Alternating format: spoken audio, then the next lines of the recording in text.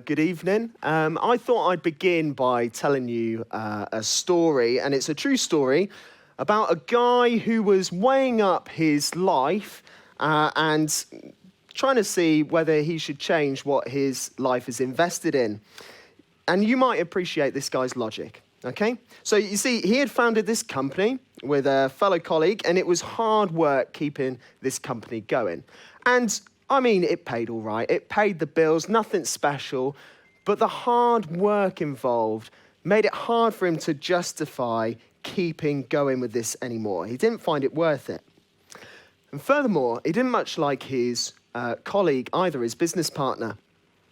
He found him cold and manipulative. He actually described him, he said, if you were to choose between my colleague and an ice cube, you'd nestle up to the ice cube for more warmth, okay? So he really didn't like this guy. So you see, this man, he was just miserable investing his life into this company, and he seemed that, well, this just wasn't worth the effort. He needed to change tact. So he did something drastic. He decided to sell up. He sold all his shares, sold them for $800, and decided to go back to what he really loved, which was engineering. And he used to make these slot machines. So it seems like he made a really good decision. Do you think that guy made a sound decision, a sound investment, changing up how he's spending his life? Well, I think it sounds fair enough so far. He's doing something that he enjoys. But what if I told you that this man's name was Ron Wayne? Has anybody here heard of Ron Wayne? Pete's nodding his head, yeah. Now, I'm sure you know his colleague better. His colleague is called Steve Jobs. And the company they founded together was Apple. See, those shares he sold for $800, today they would be worth $32 billion. $32 billion. He says that, I read an article about his life. He says now he doesn't regret the decision he made. That's absolute nonsense, isn't it? It's just, I don't care what the guy says. That is absolute nonsense. You see, hindsight is a beautiful thing. Of course it is. But if he knew Apple was going to take off in the way that it was, well, I think he would have put up with working with Steve Jobs a little bit longer, at least to make the millions. A revelation like that knowledge would have changed the line at which point he's willing to invest up to. Now, for all of us, there is a line which represents what we are willing to invest up to. If you go beyond that line, well, suddenly it doesn't become worth it anymore. It's a waste of time. If Ron knew what was going to happen with Apple, that would have moved his investment line, wouldn't it? But what about you? What about your line? Where's your line at?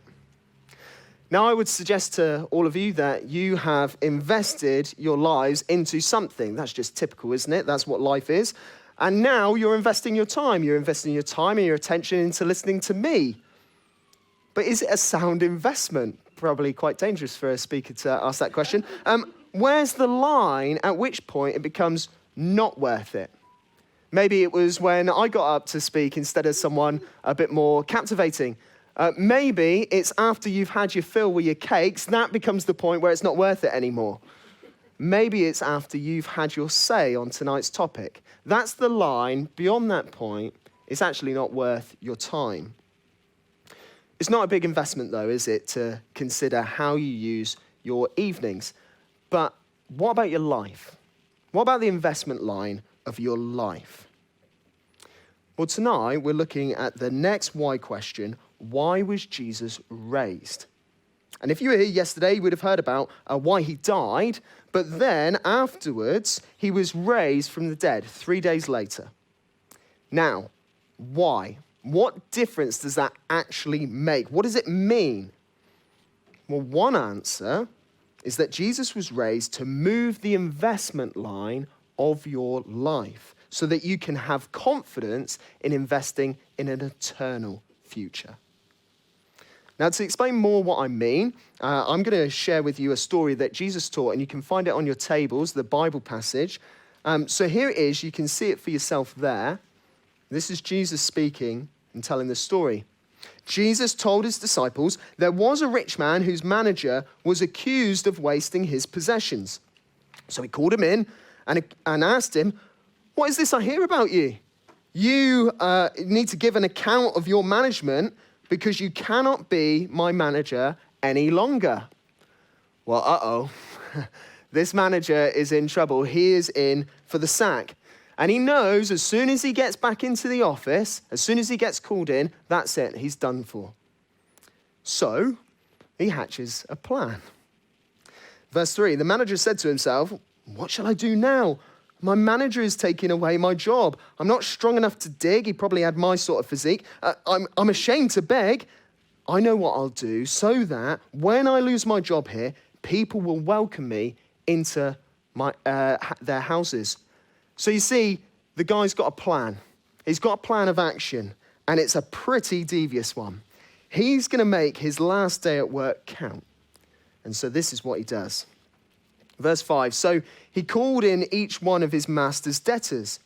He asked the first, "Come here, how much do you owe my master?" 3,000 litres of olive oil, he replied.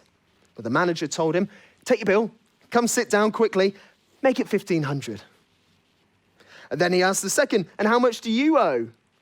"Well, 30 tons of wheat," he replied. He told him, "Come here, take your bill, make it 24. Well, that's pretty devious, isn't it?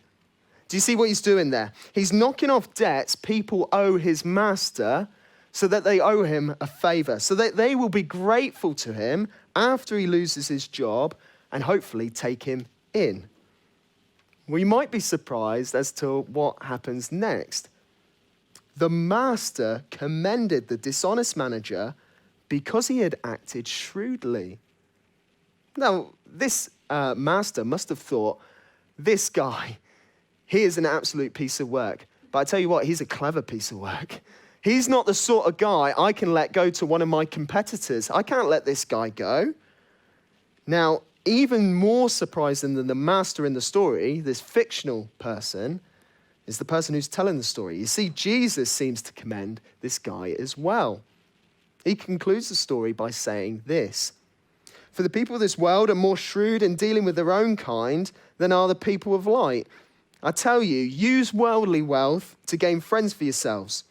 So when it is gone, you will be welcomed into eternal dwellings." Are you surprised that Jesus tells this story? It seems he commends a guy who essentially robs his master blind, also in the sense of self-preservation when he's bound to get the sack. I mean, it's not only morally dubious, is it? It's just plain wrong, pure and simple. But you've got to understand what Jesus is commending. He's not saying this is an upstanding moral character. This is a guy that you should follow morally. No, this guy is, as what my mum would say, a wrong'un. That's what he is. But Jesus is saying this guy has got his head in the right place. This guy is a smart cookie. Now, what's so smart about this manager? Well, this guy, he has the right sense to prepare for the future. That's clever. He has the right sense to make the most of his time and his resources available to him before the inevitable happened. He had the right sense to try and preserve his life. That's clever. And he also had the right sense to act on the knowledge that was available to him. You see, this guy had sense. And Jesus is therefore challenging those who are listening to him at the time as to whether they're going to be smart, whether they've got sense. And Jesus tonight, through his words in Scripture, is challenging you. Have you got sense? Are you going to be smart? Because like this manager, we know that there's something inevitable coming, something looming over each of us. It's the knowledge that one day each of us are going to die. And we don't know when that's going to be, do we? We can't tell. Now, considering we've just come out of a pandemic, apparently, we know that this world's fragile, don't we? Considering what we see on our news screens, all the horrific scenes from Ukraine, we know the fragility of life. One day we will die, and it's inevitable. And maybe then, that represents the line up to which you're willing to invest. See, many of us have the sense to put away stuff for the future. I think we all do that, don't we? Maybe you're saving up for the kids, maybe. Or maybe you're saving up for a rainy day. Maybe you're saving up for some sort of future career or goal. We invest in the future. But do we invest only in this life? That's the question. Is that the line up to the point in which we die? What if you discovered that there was life after death? Would that then move your line of investment? Would it push it across? See, if you're smart, it should. If you've got sense, it should do. Well, this is one reason why Jesus was raised from the dead, so that you can have confidence investing in an eternal future. See, Jesus died and he was laid in a tomb. But the amazing claim of Christianity is not only that he died for us, he died for our sins, but then 3 days later, he was raised for us as well. Now, this changes everything. If Jesus rose from the dead, that vindicates everything that he said about himself. If Jesus rose from the dead, then it shows what he achieved on the cross, what Rich was talking about last night. It shows that that worked. It was right. It was received well by God.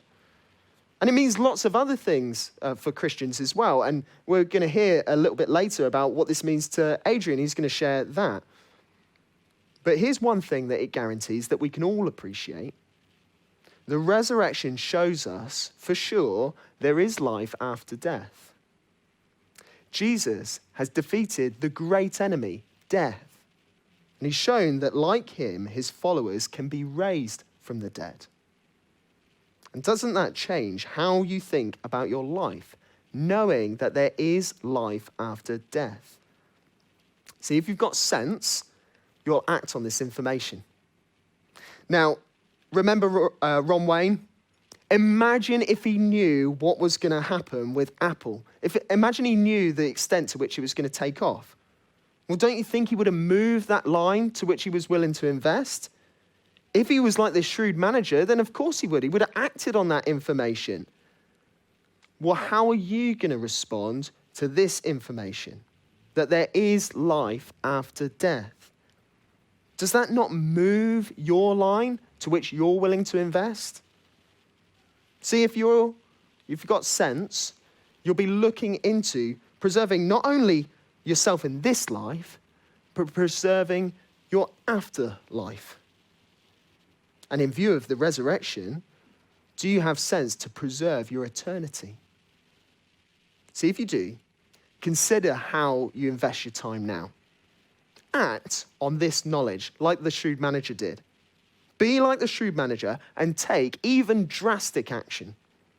Now, maybe you've come here tonight and it's out of pure intrigue. Maybe it's to appease your Christian friend who invited you. Maybe you've been weighing up the Christian claims for quite a while now and you're seriously considering them.